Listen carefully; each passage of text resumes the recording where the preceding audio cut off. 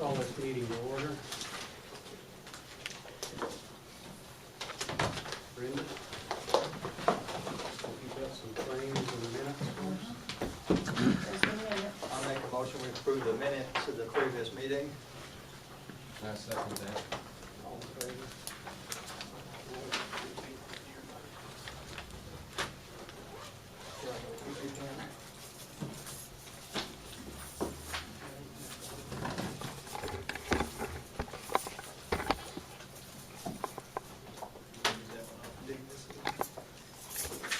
You got one? And a goofy pen was done. Okay, here, I'll give it. Yes, about applying for this.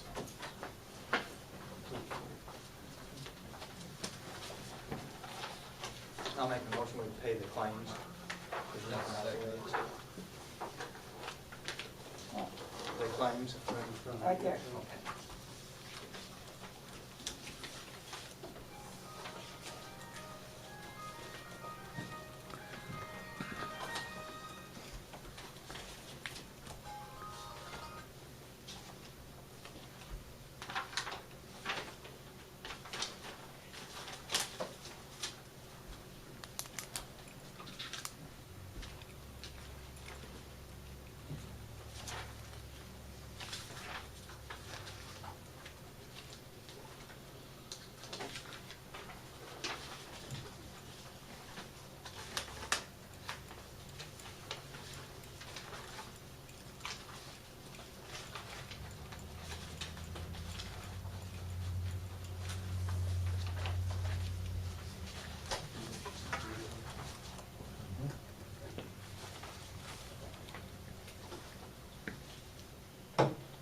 And this here just needs, she said just sign it anywhere.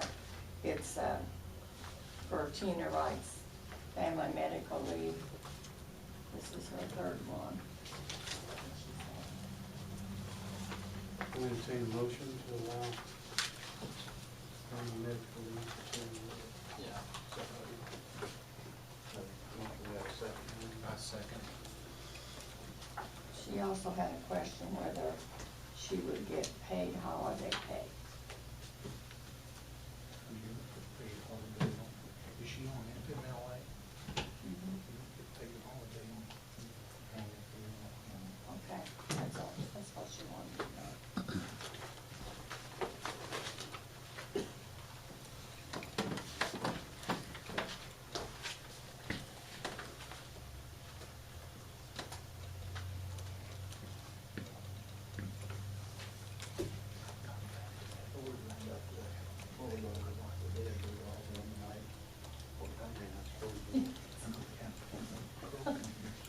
No, go ahead.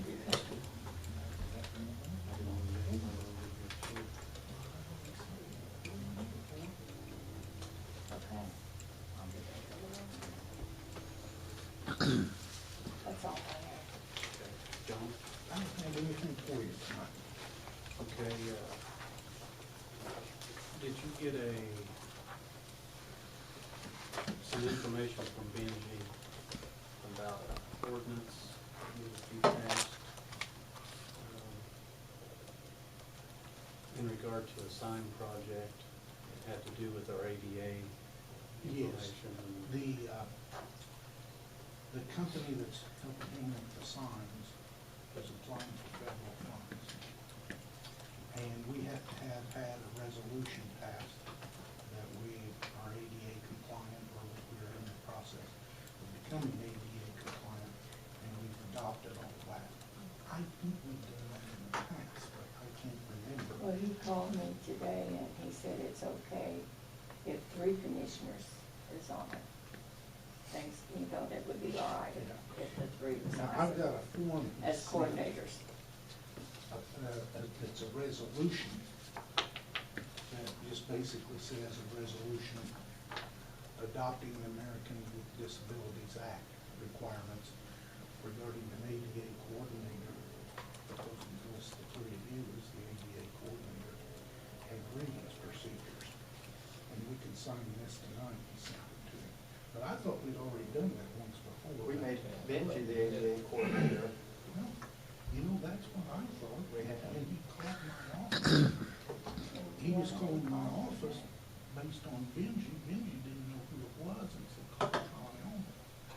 I told my secretary, I thought it was Benji. Well, I think that that was probably done in the past, is that correct, Lee, last year? I thought this commission did it. No, I didn't remember that, but But it's no problem doing this one if it's innocuous. And then later on, when the full ADA report and the corrections are made, if we have to do something different, we can. But this is A-okay, but my only question that I had is, I really thought we'd already done this before. I probably did already. if we have, should we look for that information before we, Yeah, go ahead and sign it, we'll just look for it before we send it back to him. That, I move But we amend our, he has to certify to the federal government to get federal funding for a signage project, that we do have a program. And that's all he wants to do is see what they, make sure, yes, we do have a program before he certifies it to the federal government. got a motion to approve this To adopt this resolution. if we don't already have something in place? Yes, right. I'll second. we had to furnish, I'll tell you when we did that, we had to furnish it to, that bridge, we got federal aid. Was that, They requested the same thing, and that's been, apparently it's now a requirement for all federal dollars. Right. You have to certify that you've got the program. that's when we did it last. Well, you're thinking like I'm thinking, I thought we put Benji in charge of it. But that's all I know about that, right? All right. That's,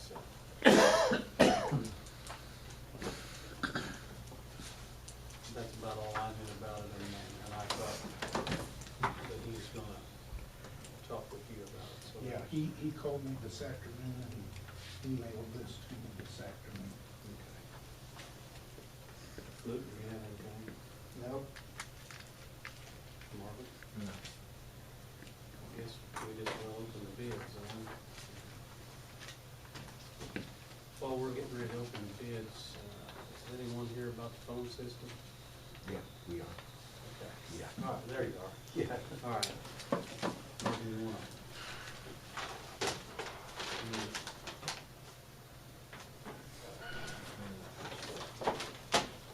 You guys wanna kind of try to explain to us what you've got going on while we open these all up? Okay. Well, I guess the primary reason we're here tonight is, we have a kind of proposed a backup for, probably noticed this week that Comcast had an issue that the whole city was down, whatever.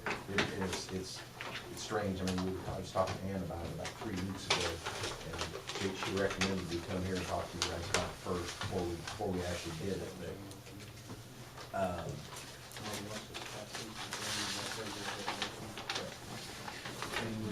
Bids while we're listening to their. sure. There are,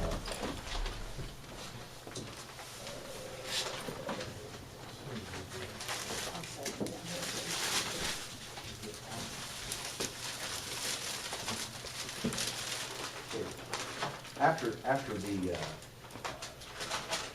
having the new system cut over, fully cut over, everything's all working and everything, we're going through all the phone numbers that you had. Like, for example, in the prosecutor's office, there was their main number is 6008, okay? And you had to have rollover numbers, you know, with the old ones. You had to have an actual phone number associated with it. We don't need those anymore. So we can do away with a bunch of those numbers that we're not gonna have paper anymore. Well, I've got 1, 2, 3, 4, 5, 6, 7. There's 8 on this sheet that we've identified, and we've been working with Brendan, and there are quite a few more that we're gonna get rid of. But what I recommend doing to resolve this issue that we had Thursday, keep about 4 of these numbers, that are still coming from Frontier. And I can put those, I need to put another board in the system, but we can put those 4 numbers in there, and they're just the copper lines like you used to have. Well, if that system goes down from Comcast again, obviously the phone system was up and working fine, just the outside connections were not. Well, they've assured us that if we identify one of these numbers to have the, like a main courthouse number or something pointed to, then when that goes down, it'll kick right to this small little group. I mean, we're only gonna keep 4 of them. Yeah, you can only have 4 calls or in and out at any time, but I mean, it's better than nothing, but, you know, you don't wanna defeat the purpose of having too many of them just sitting around. Heck, hopefully you'll never have to use them again. You know, they're just for backup. But, that's kind of our recommendation. And I don't know, How would that affect our savings that we projected? well, those lines are gonna be, what, about 30 or 35 bucks a piece, I think, aren't they? Brenda, something Yeah. like that, give or take. We've actually identified more numbers also than what we originally thought. So the savings is actually gonna be larger than what. Yeah, they sure. did. It's still gonna be good, but, Yeah. you know, It's gonna be substantial. We don't have any choice. I mean, with your operation, I would have some kind of backup. I mean, it just makes sense. I mean, they got that relatively quick again, you know, it was only down about 4 hours, I think, 4 or 5 hours, but, you know, when your internet, everything is down, everything. Yeah, How would the calls be dispatched? Well, you mean, how would they be rerouted? It's Uh-huh. automatic. Yeah, it's It's automatic. automatic. We would identify a number. I just off the top of my head, I thought one easy number is one of the old circuit court numbers, their second, it used to be their old second line, 3885. Figure, take 3885, have that as the lead number in the group, and put 4572, 4768, and 0143 in that group. Get the Frontier and have them put it in like a little hunt group, you know? And then I can point that to like the auto attendant in the phone system, you know, call, thank you for calling the Sullivan County Courthouse. Then at that point, they can hop around the office. How did you guys determine 4 would be? I, just Just a guess. a guesstimate, We don't wanna go with Yeah. too many, cause you're defeating your purpose of saving the money there. Then why not go with 2? I mean, do you think? two Well- would- well, Problem that you got there, do you think 2 lines would sustain everybody here for 3 or 4 hours? Probably not. 4 probably aren't gonna do it, but you come close to, you know, see how it goes. I mean, in the You middle. always add more. Always add more, heck, always take them away, I guess, if, you know. There's one other one, while we're talking about adding the lines or putting lines in, with us having Comcast as our major provider for everything, internet and phone, we'd like to go ahead and keep one DSL line here also, whether it be from Frontier or from Joint, I don't really care. Just as long as we've got a backup. And then all we have to do, I can have Mark's hotspot that downstairs. All we gotta do is hook that modem in to the router, and we're back up and going And again. actually, if, you say you've got that one still here, Right. well, instead of using one of these numbers, we'll just use 3 of these numbers, and maybe use that one as the 4. We still killing 2 birds with one stone, we'll phone, another phone line still with the DSL. and- It's gonna Plus be- you got the, But if Comcast is down, Joint's not down, No, not enough. then why couldn't we route all our voice over IP stuff through Joint? Because you Is don't it too have hot? enough bandwidth there to do it. Yeah. yeah. With one DSL line, it's just not enough. Not enough to- Not enough to do it. It's gonna be rough here, having one DSL line service this entire courthouse. But at least they will have options of being able to get on the internet and get email and stuff like that. It's just gonna be slow right there. And I don't know if you guys have noticed, when you dial out from the new on the new phones here, Comcast set up 905-0499 as the 911 number. They have a designated 911 number. Well, we set up a tree, and if you guys want to listen to it, see what it sounds like, you can still call to the you don't go through the auto attendant, go to the individual offices. I mean, you still ring through to the offices. But you can, this is a secondary way also, because as you call out, you know, it comes up on people's cell phones as that number. Well, they call that number back, you know, which office to go to. So this is gonna be like a generally Sullivan County before that. I had Pam put the final recording on it today from Administrator's office. So basically, it's just a $1,300 a year insurance against Kind of, I guess.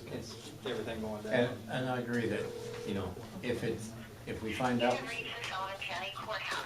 Please listen carefully to the menu choices to reach the office that you need. At any time, you may dial your party's extension number to be connected directly. For the courts, probation, or community corrections, please press 1. For the prosecutor's office, press 2. For administrative, clerk, assessor, auditor, recorder, and treasurer, press 3. For all others, press 4. To repeat this menu, press 9. Thank you. And then like if you go to the court. You have reached the Sullivan County Courthouse. Okay. For the Superior Court, press 1. For the It's just, Circuit Court, it's just a, you know, secondary way for them to get around, because at some point, they're gonna start calling those back, 0499 number back, so. Will we be in contract on these 4 lines? Or will we be able? Mark and I discussed that We'll have to tonight. find that out for sure, how that's gonna work. I thought we would be, but Mark says that he thinks we can get around that. I'm sure we can. Yeah, Ideally, you would want to. Because I mean, if we get this thing up and going and we find a way to make it flawless, it'd be nice to get out of it, Right. even that. Yeah. Hopefully this last episode was just kind of an aberration, you know. They said, you Yeah, talked to they- the guy today and said, They're saying that we've got, down here somewhere, we had water and the fiber cable, which crystallized, you know, froze, and the ice refracted the signal, dispersed it, and didn't allow anything to come through because of the fiber. They are working on that quote issue, and hopefully we'll resolve it. We're gonna be down here the 19th, I think it is, of December, from midnight to 6 o'clock in the morning. Comcast is gonna do some major changes strictly for the courthouse, the way I understand it, which that's not the fiber, because we don't have fiber Yeah. coming in here, or copper coming in through Comcast. But that is where we're at right now with it. That's what you want to do. I don't think we have any choice, we've got, Gotta have some type of backup. I mean, you gotta have so something. that people can call here. Yes. Unfortunately, this was such a widespread outage. I mean, it affected schools, it affected probably 95% of the businesses down here. It was a mess. Is that number the one that's gonna be yeah. backup, basically? Yeah, actually not, but, that's the normal one, that 0499, that's gonna be the main one. But I'm gonna recommend for those 4 lines, use 3885 as the lead number in that. So if something like that would happen again, it would automatically, if somebody dialed the main number to get the greeting, it would be called forward to this 3885. So basically, any number they call is gonna work. It's just Right. I move that we move ahead with the 4 lines and. Yeah, we'll try to keep it without getting some kind of a plan. We don't have to have a plan for that. But we're gonna have to go through that stuff. I called Frontier All in favor? probably 10 times, and it's always leave a message, and she's never got back with me yet. Do you know how many extra lines you found that, Well, we've got 8, so that there's 4 we're gonna keep, so there's 4 that's gonna go away, but there are, Brenda, I just, how many? There's about 3 stacks. on Three that. stacks of stuff we need to go through Of bills. still, the- on bills. But we were talking about like $50,000 of annual savings. Is that- I think so, something in that neighborhood. Something like that. Yeah. So is it gonna It be was more quite a than bit. that? It was quite a Is it bit. gonna be more than that since you found these extra lines? that I you think didn't it will know? be probably somewhere in that, still in that neighborhood, because if we go back and add 4 more lines back in, or keep 4 lines, that's gonna negate having some of them that we had out there that we was gonna get rid of, we're gonna keep. For one is this 0531, which was the auditor's DSL line that they had upstairs. And since it's already still an active line, we wanna keep it, put it in our hunt group. Yeah. And then I'll have Mark move the wiring downstairs to the basement, where we can hook our modem in down there and have everything right there on the spot. How soon do you expect to have all this done and ready to go? Oh, yesterday. Don't know. Oh, It won't take a whole lot of time. We gotta rely on Frontier though, getting the lines where we want them and make sure that we don't have, duplicates out there. We don't wanna cut off somebody that we didn't know was on there and all that kind of stuff. I can get all the lines hooked up pretty quick, but getting in touch with Frontier and putting it in the hunt Yeah, group. I told them to come down. It's I another went and question. sat down with them and hollered all those bills, because some of them, we shouldn't even be paying. We've got, And you're gonna help Brenda go through these bills, is that yeah, correct? Mark, Yeah. we had one, for instance, real quick, out at the county garage out here at the, by the, at the corner, or by the 4-H grounds, that I went out there probably 2 years ago. Frontier had called, wanted me to go out there and change the IP address. Got out there and they don't even have a DSL out there, but yet we've been paying for it all these years. So that's one that we're gonna have gone, for sure. We had talked, Just I try to get credits on these things too. don't know whether we give us Yeah, credit. I know. We talked about having satellite areas put on also for the new phone system. Park and Lake, ambulance garage, and county garage. The Park and Lake, we're gonna have to stay with DSL on it, we don't have Comcast out there. I mean, that's gonna have to be strictly a DSL circuit out there. The ambulance barn, we can go change it over to Comcast if we so desire. They are right now with 1 DSL circuit up there. I think it's a 1 meg circuit, so that's not gonna be enough to sustain them up there. I sort of figured the ambulance barn, I sort of figured a total of 6 phones up there. Not 6 lines, but 6 phones. And that was 2 in the main office, 1 at the desk, 1 at the area where they have the TVs and stuff at, 1 on the wall, and 1 probably out in the garage. I don't know if I'm anywhere close to the right amount there or not. I don't know if you guys even know how many we got up there. Yeah, I don't. Actually, and there wouldn't be any more expenditures out because if you remember, we included the jail in this originally, since we did need the jail, there's revenue from a few phones there, so that's gonna cover that and, some other little We overages. talked about the county garage. You don't necessarily need them. No, nothing Action to tonight. do that, just No. go ahead and do it. County garage, do we still have one out here on Washington? Have one what? Garage, the county garage out there? Yes. So we just got the new one up here on 41, that's just the north branch of it, or whatever. Okay. There is, I know there are 2 phone lines. I mean, Jane has one in her office out here on 14th Street, and then there's also one in the garage and a back line, so.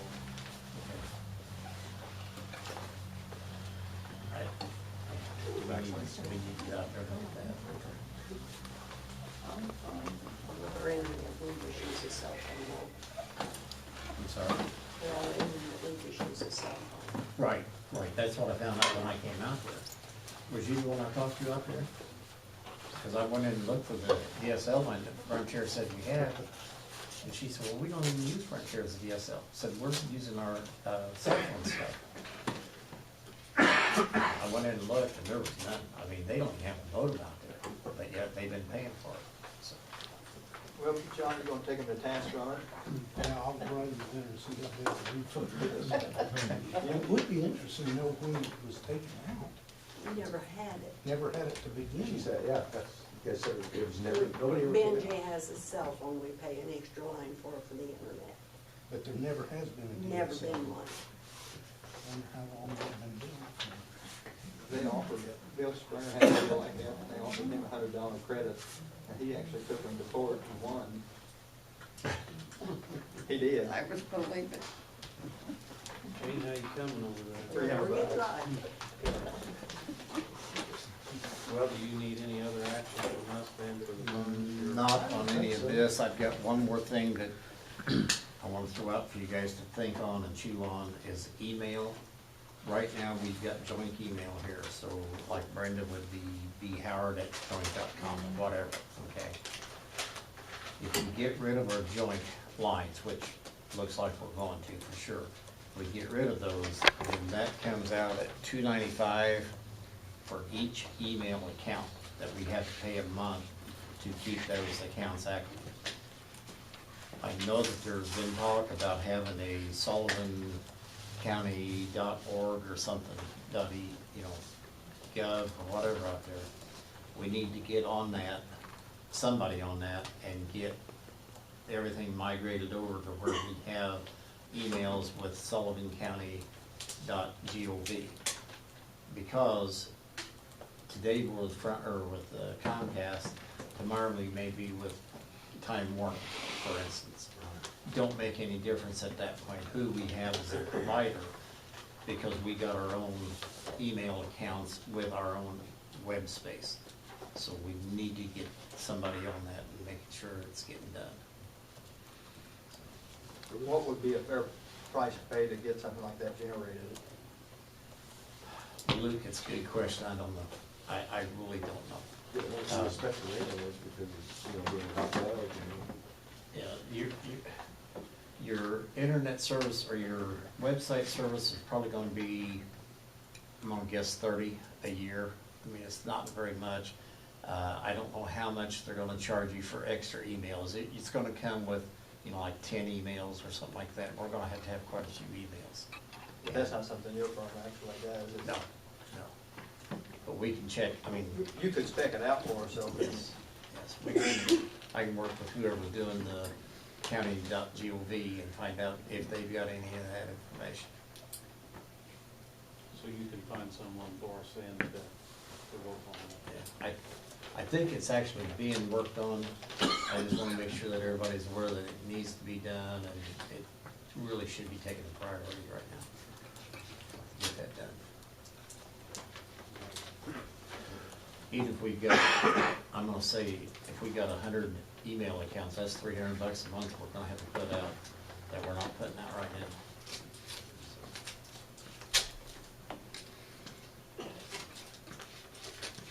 And how, if we stay with joint, we don't, you're saying we don't have to? If we stay with joint, with one account, with just one circuit, we're still gonna have to pay for some of it, for sure. I mean, they're not gonna give us 100 email accounts for having one circuit, because they're gonna end up losing money at that point. So what would the price be if we stayed with joint? Right now, if we had one circuit, I think they said that was $50 a month, if I remember right. You're probably looking at another 100, so 150 versus what we're paying right now is 200.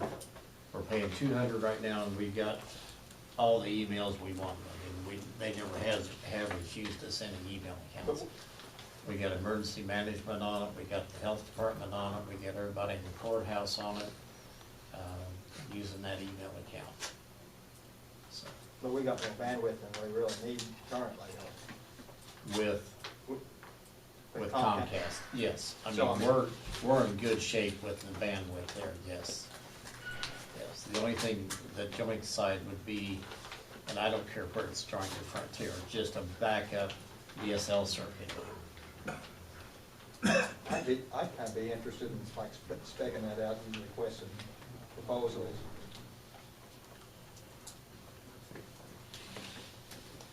For your .gov, you mean? Yeah, well, Yeah, I and then to think- maintain the, because I bet we could do it for cheaper than $300 a month.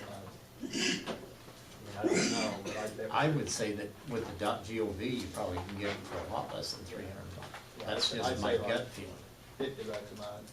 But are we gonna have more than one person interested in this? Is it gonna be worth it? As far as bidding on it? Out and Yeah, bidding on it. I don't think so. I don't think so. I think it's already in the works anyway, but I need to find that out for sure, to be on the absolute sure side. How long do you think it'd be before you have more information? When's your next meeting? January? Second.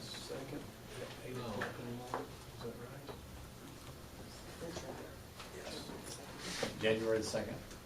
It's our organization. I hate to get up that early. Me too.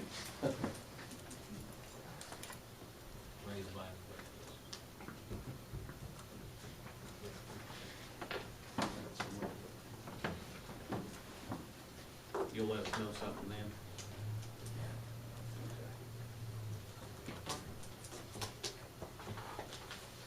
Anyone else with old business as you arrived? We're trying to give Jane a little more time on this. I'm sure everybody's gonna wanna know the answer before they leave. New business?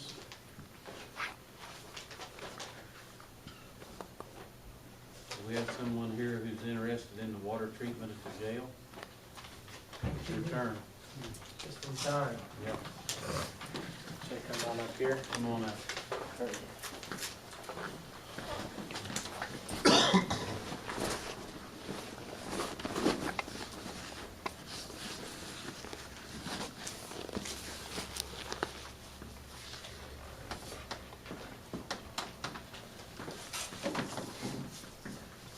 What was your name? Dean Freaky.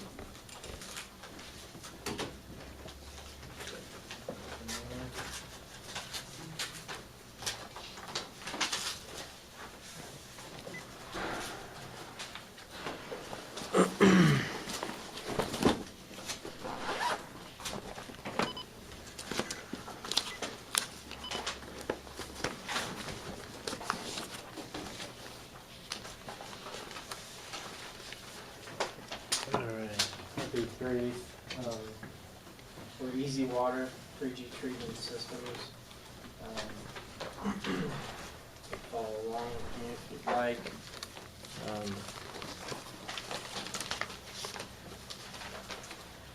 Basically, we're a water treatment company out of Hancock County in Greenfield. That first picture is our corporate headquarters. We're a national company. We develop innovative water treatment products that, our flagship product being one that eliminates scale in water using equipment without salt. That picture that you see of our commercial products, the main product I'm here to talk about is that no salt conditioner you're looking at. We've sold tens of thousands of these residentially, but we do a ton of work nationally with companies like Motel 6, who is very tight with the dollar, but every time they refresh a motel, carpet, boilers, things like that, we're a flat spec for their systems nationwide. We're supposed to do well over 100 this year and a lot more next year. And bottom line is it's a control panel that mounts on the wall, and a coil that wraps around the pipe, and it sends frequencies through the wall of the pipe and changes the minerals. If you look at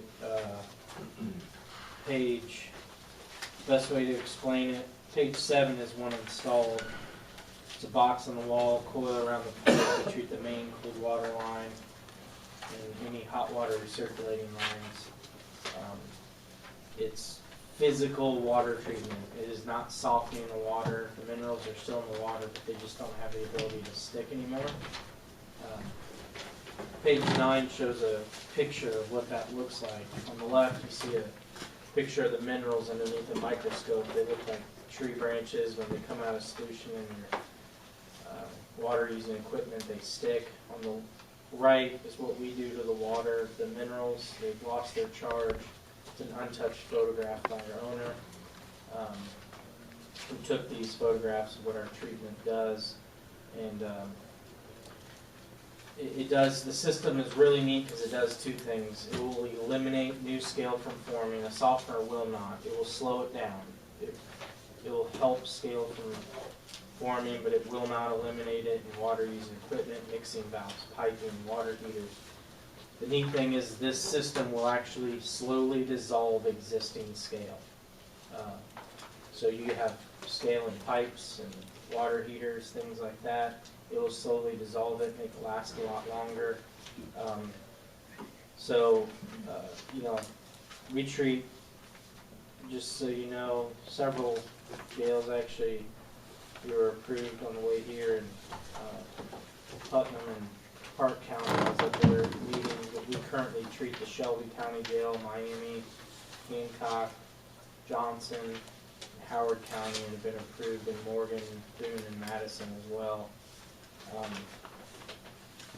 Recently met with the sheriff in Shelby County a few months ago after our system had been installed for several months. And when I met with him at his conference table, he had a baggie of scale sitting there, and he said, your system removed this buildup from the booster heater of our dish machine. Also had a piece of pipe that he had cut out before our unit was installed. There's about a 1/16 of an inch of scale between the boiler and storage tank loop. We cut out a piece of pipe a few days before we showed up, and it was cleaned down to the copper. We removed all the buildup in their hot water recirculating line and their mixing valves, their boiler. So bottom line is, the reason I'm here is not to obviously try to sell you something today. I assume you're probably using a salt softener at the jail. But just to get your permission to survey it and see if we can save the county money, because that's what it's all about, is saving money by not having to use salt or protecting your equipment better. What's your equipment cost? Well, it all depends on we treat the main cold water line, so what the size of that pipe is, and then what the size of the hot water recirculating line. Whether you're using like a boiler storage tank or tank type water heaters.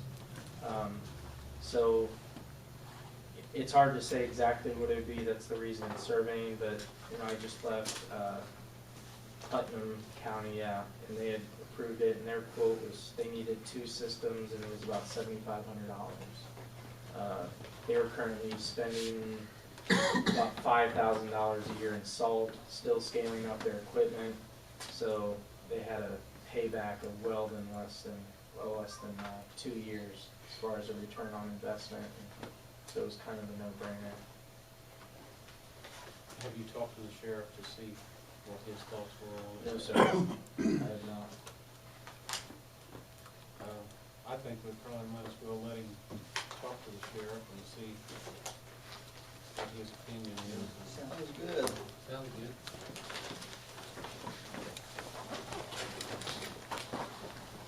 So you want me to contact the sheriff at a time to meet with him and survey what's his name, sir? Brian Kennett. Brian. Brian. With a B. Brian Kennett.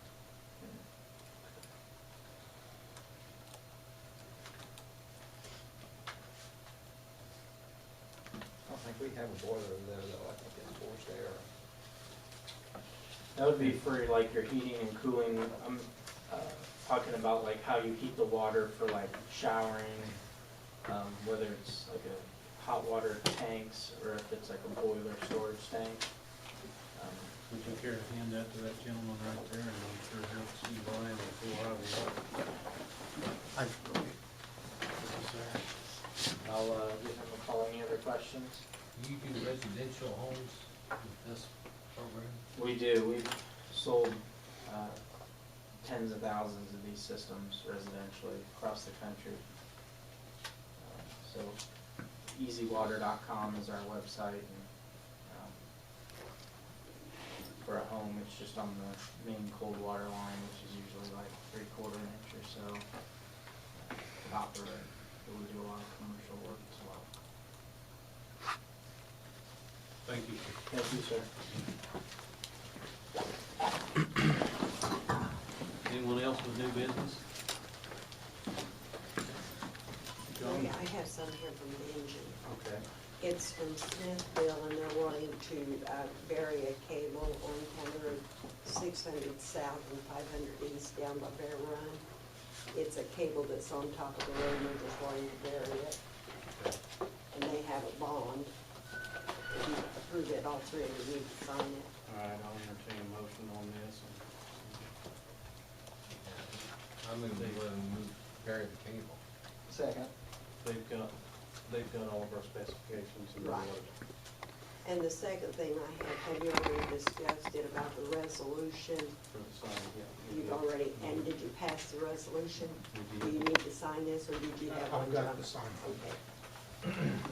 Jane, there was a question brought up as to whether we had already made Benji the, No, you have not. You asked him to meet with the guys and go over the building plans, but no one has ever been appointed. And when she made application, Diana, she used all three of you as the coordinator. I didn't make no application. You have, John has a copy of it, when you made application for a grant. Well, somebody must have. Is that Tiger grant? It, It was like the $260,000. I don't know, Signing they grant. just called back and said that Diana's the one that had done it in behalf of all three of you. Okay.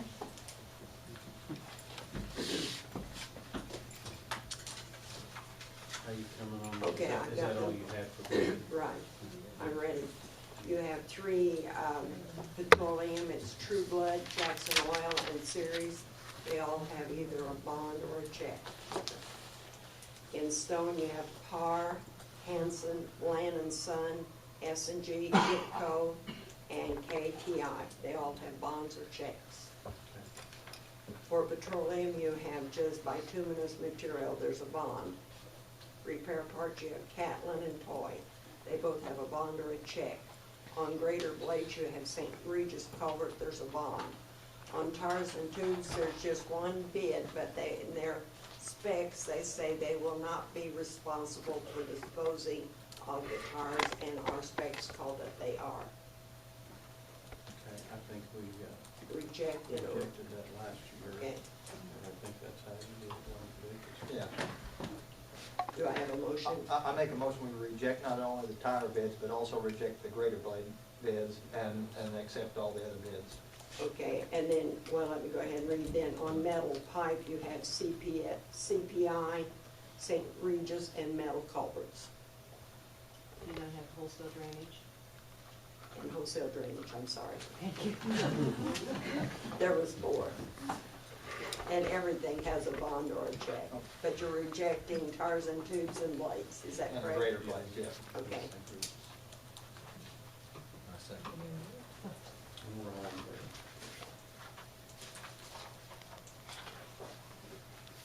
And you got them all open, Ben? They're all open, and there's either a bond or a check on all of them. But you want to reject the blades too. Thank you.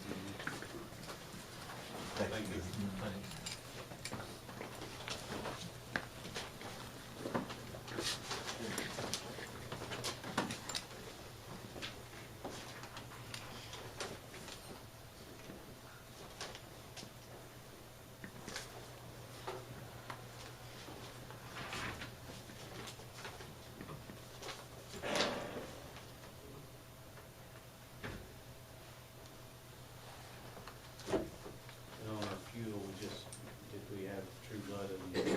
You had True Blood and Jackson Oil for oil and grease. On fuel, you just have Ceres Solution only. And Benji will compile us a list of those. Right, you'll go through these tomorrow, okay? John, did you want to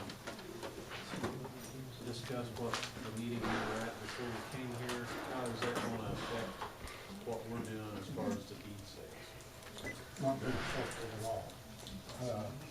Is the properties that don't sell at the deed sale, will we have, those are already be in our name and we would be able to require these monies for those projects? Yeah, we can still do that.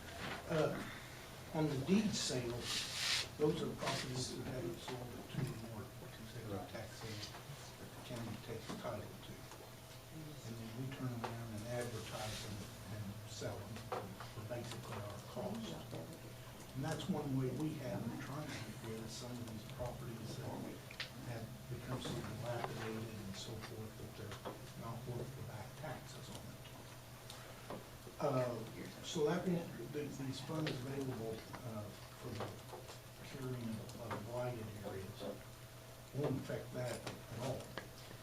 But it will give us more money to have structures tore down if we want to, or have other homes demolished, or I guess it's all homes, and there are no businesses, homes demolished if we want to, without even passing them through a tax sale. But the thing that, you know, you never know how much actually money they're going to get to work with. And so, you know, it's not going to be a little while. I bet they don't probably know what we're talking about. Well, good, we don't either, so that's why we were keeping it quiet. Actually, before this meeting, we went to, Ray, Luke and I went to a meeting down at the City Park Shelter House. The Councilman, Brian Pound, primarily spearheaded on some of this money that's becoming available through the U.S. Department of the Treasury, called the Hardest Hit Fund. And the state of Indiana has like $221 million available to it from the U.S. Treasury Department to deal with blighted homes and homes that need to be, destroyed and torn down. So, and they've got a system set up as to how they're going to administer it. The different counties around the state fall into one of 6 categories. Sullivan County falls into the smallest category, category 6. But it's expected to have, was it $5.7 million into that category. And how the other 30 counties, including Sullivan, compete for that money will be basically developing plans for dealing with blighted areas. And so we may get quite a bit of money, we may get very little. You just don't know at this point in time, and probably won't know until at least 6 months into next year. But that's what we've been talking about, and we're talking about how does this affect the county's deed sales of properties. And it really won't affect it at all. We'll still continue to go after properties that haven't been sold at 2 or more consecutive tax sales. We'll do all the work on them, we'll sell the deeds off. I anticipate there being another one in February or March. We'll maybe have 24 pieces of property. We did 12 on an experimental basis last year. And this really won't affect it any, but it will allow all the cities and towns in Sullivan County, it will allow the county itself to use some money to directly tear down blighted homes, and there's a rating scale they use and everything. And so it'll be a nice supplement to what we're doing, but it won't replace what we're doing. But at least we're getting some, hopefully getting some money there to deal with those kind of issues. And Ray's question was, could the county use some of that money to tear down residential structures? And the answer is yes, we could. So many times we get them sold to people who are going to tear down the dilapidated structure on a piece of land. But sometimes, let's say, for example, we got a piece of property that doesn't sell to a neighboring landowner or someone who's interested in the property. And we could use those funds ourselves to have the structure torn down. It does only apply to residential structures, no commercial or industrial structure. So that's kind of what we were talking about a little bit up here. It'd be a nice supplement to what we're doing, and there may be areas that we can use that money.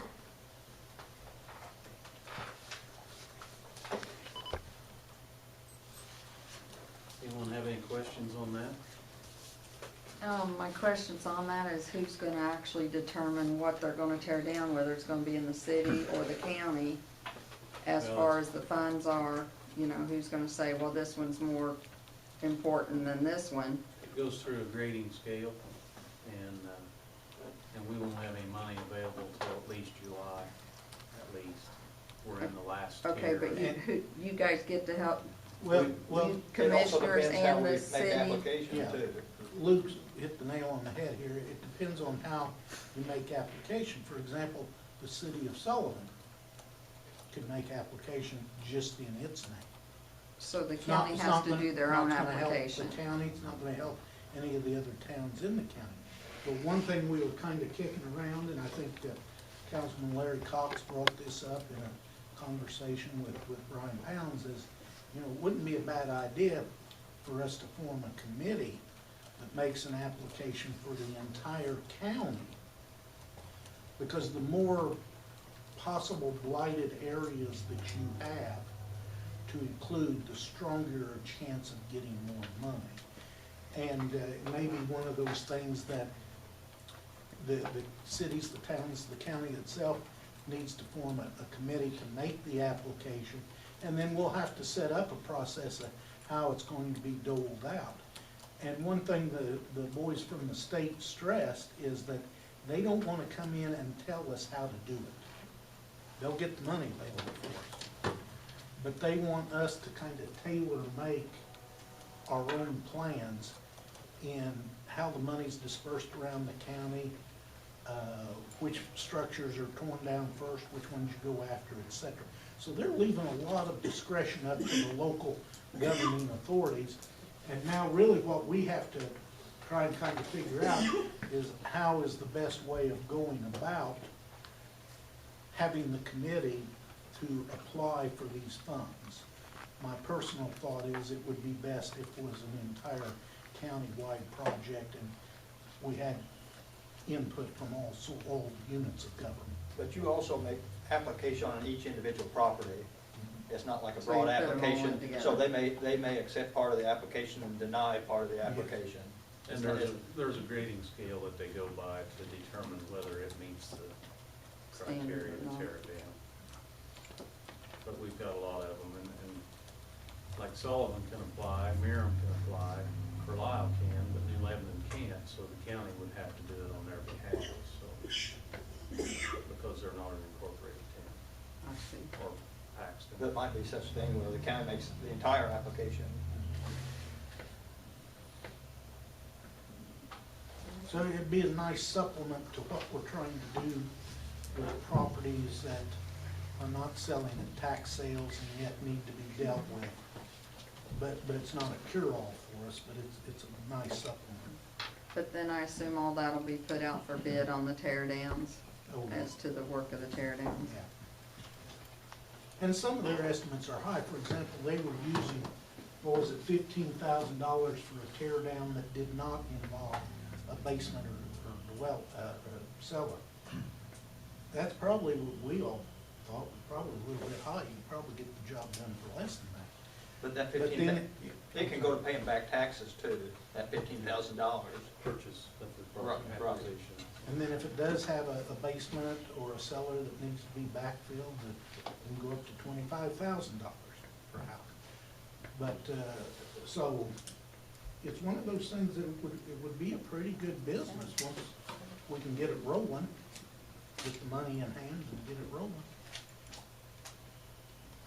And it can even be used to acquire property, which is something I never knew until tonight.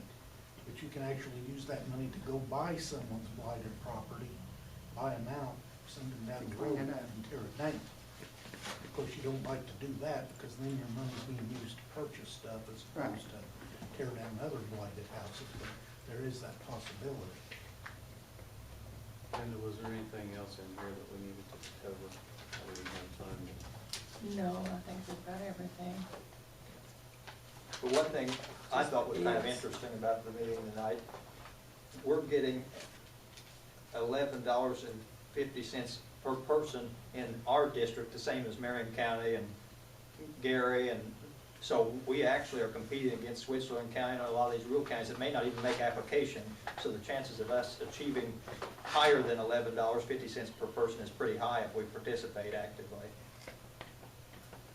Yeah, actually, we hope the 29 other counties in our district. Don't apply. No, nobody tell them. I mean, that's possible though, more so even than Indianapolis or Gary, you know, they're probably gonna realize. Well, and we did get to have a meeting here for the area. Does anyone else have any questions?